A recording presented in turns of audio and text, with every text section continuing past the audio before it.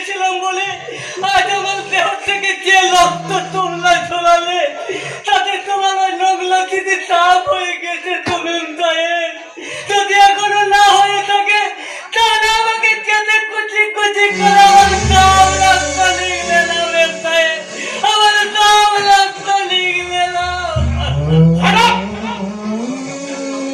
আমি ঠিক বুঝতে পারছি না দেবী, তোমার এই রাজকেন্দ্রের প্রতি এত দয়া উঠলে কি করে? দেখো, দয়া নয়, ওটা আমার মহানুভবতার ছায়া। আপনি আমায় কথা দিন বাবু, মেম সাহেবকে আপনি বিয়ে করবেন।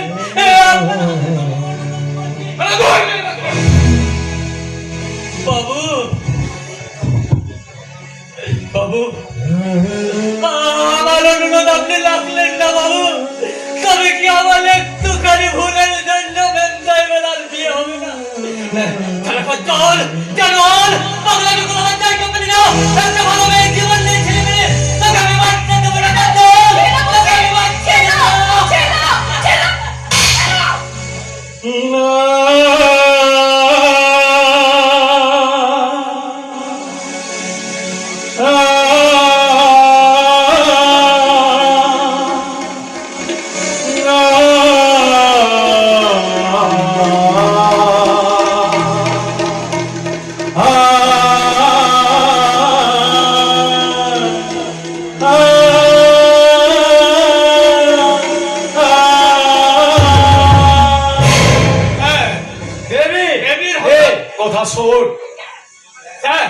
দেবীর হঠাৎ এইটা আমি ঠিক মেনে নিতে পারছি না।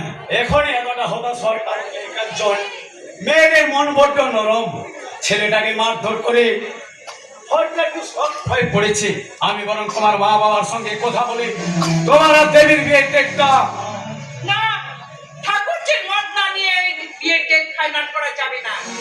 থামো, আমি চাই আগামী লগ্নে ওদের বিয়েটা সম্পন্ন হোক এবং আমার ডিসিশন কখনো চেঞ্জ হবে না। প্লিজ স্যার, দেবী যখন কিছুদিন সময় চাইছে আমি দিতে রাজি আছি, নো প্রবলেম। দেবীর জন্য আমি সারা জীবন অপেক্ষা করে থাকবো স্যার, কিন্তু দেবী ছাড়া আমি কাউকে বিয়ে করতে পারবো না। I am promise sir. Yes sir, I am promise. হঠাৎ তুমি দেবীর বিয়ে ডেটটা পেছোতে চাইছো কেন? দেবী চাইছিল তাই।